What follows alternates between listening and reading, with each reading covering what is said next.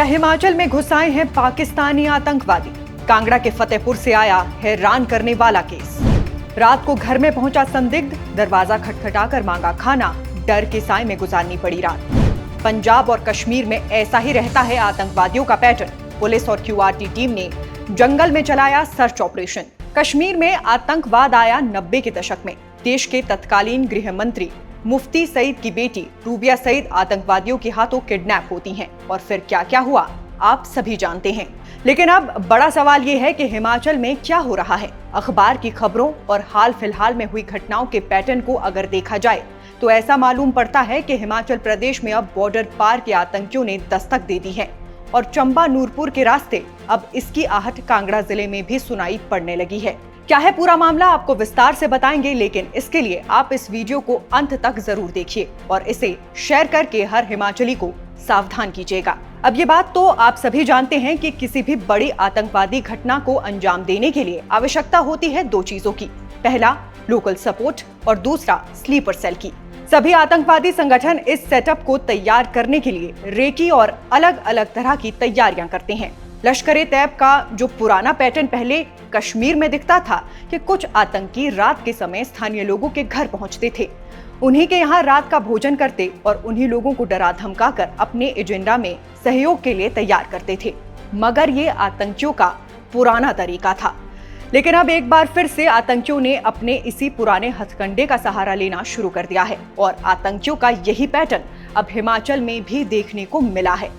संदिग्ध आम लोगों के घर पहुंच रहे हैं, उनसे आधी रात को खाना मांगा जा रहा है और फिर सुबह इस बात का हल्ला होने पर पुलिस और क्विक रिस्पांस टीम जंगलों में तलाशी अभियान चला रही है। मेरी बगल की स्क्रीन पर नजर आ रही ये तस्वीर उस तलाशी अभियान की है जो बीते कल कांगड़ा जिले की फतेहपुर पंचायत के जंगलों में चलाया गया। पंजाब बॉर्डर से करीब 20-22 किलोमीटर की दूरी पर मौजूद फतेहपुर पंचायत के बरेल डकेड़ा गांव में सोमवार रात के वक्त एक संदिग्ध व्यक्ति एक घर के बाहर पहुंचता है। घर का दरवाजा जोर से खटखटाता है और खाने की मांग करता है।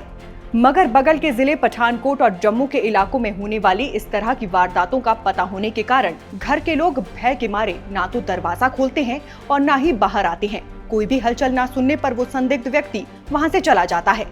मगर घर में मौजूद लोग डर के साए में रात भर ठीक से सो भी नहीं पाते हैं। इस बारे में सवाल किए जाने पर पंचायत के उप प्रधान करनेल सिंह ने बताया कि उनकी पंचायत में पहले भी 5 से 6 घरों में इस तरह की वारदातें हो चुकी हैं।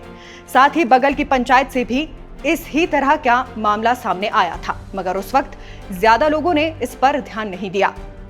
उसी गांव में रहने वाली एक महिला ने भी इस बात की पुष्टि करते हुए बताया है कि दहशत के मारे पूरा गाँव रात भर सही से सो नहीं पाया। इसके अलावा गांव के ही एक युवक को पास में मौजूद जंगल की तरफ से रोशनी दिखी थी और उसने इस बारे में अन्य लोगों को भी बताया था। इस कारण से लोग संदिग्धों की मौजूदगी का एहसास होने पर अपने घरों के अंदर चले गए थे।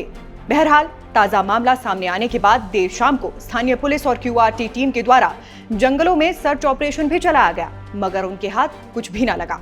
आपको बता दें कि इससे पहले भी कांगड़ा जिले के सीमावर्ती क्षेत्रों में संदिग्धों को देखे जाने की सूचना मिली है और साथ ही जिले के प्रवेश द्वार कंडवाल सरीखी जगहों पर पुलिस की चौकसी बढ़ा दी गई है। मगर इसके बावजूद भी इलाके में इस तरह की वारदातों की संख्या बढ़ती चली जा रही है। बहरहाल फतेहपुर पंचायत के बरेल डकेड़ा गांव में रात के वक्त दरवाजा खटखटाने वाला व्यक्ति कौन था, ये जांच का विषय है और पुलिस ने अभी तक किसी तरह के आतंकी हलचल से जुड़े अपडेट की पुष्टि नहीं की है।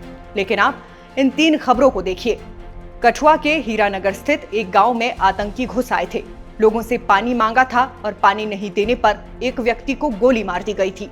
दूसरी खबर भारत पाकिस्तान सीमा से लगे पंजाब के एक गांव की है, जहां 2 संदिग्ध आतंकियों ने एक फार्म हाउस में मौजूद मजदूर के घर खाना खाया।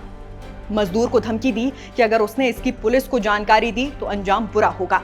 तीसरी खबर फिर कश्मीर के पुंछ इलाके की है, जहां एक गांव में आतंकियों ने वायुसेना के वाहनों पर हमला करते हुए पहले बंदूक के बल पर एक ग्रामीण मोहम्मद रजाक के घर पर न सिर्फ रात का खाना खाया बल्कि बचा हुआ भोजन भी अपने साथ लेकर चले गए और बाद में हमला कर दिया। इन सारी खबरों को बताने के पीछे का हमारा सिर्फ एक ही मकसद था कि हमारे पड़ोस के राज्य में इसी पैटर्न को फॉलो करते हुए आतंकी कई सारे हमलों को अंजाम दे रहे हैं और गाँव में जाकर सीधे साधे लोगों के यहाँ शरण ले रहे हैं। साथ ही आपको ये भी मालूम होना चाहिए कि जम्मू की सीमा के साथ लगते चंबा के चुराह में साल 1998 में एक बड़ा आतंकी हमला हुआ था, जब कालाबन और सतरुंडी में घुसे आतंकियों की टोली ने 36 लोगों की हत्या कर दी थी और 6 लोगों को अपने साथ लेकर चले गए थे। मतलब सिर्फ इतना सा है कि हमारा हिमाचल भी कश्मीर के आतंकवाद से अछूता नहीं रहा है। आज भी जब कश्मीर में कोई आतंकी वारदात होती है तो पूरे हिमाचल को हाई अलर्ट पर रख दिया जाता है। वहीं अब नवीन स्थिति परिस्थितियों को देखते हुए ये कहना कहीं से गलत नहीं होगा कि हिमाचल की सीमाओं पर सुरक्षा और अधिक चुस्त कर देनी चाहिए, क्योंकि ये मामला सीधे राष्ट्रीय सुरक्षा से जुड़ा हुआ है। बहरहाल, आप दर्शकों का इस पूरी रिपोर्ट पर क्या सोचना है, हमें कमेंट बॉक्स में बताइएगा। अभी के लिए बस इतना ही। नमस्कार।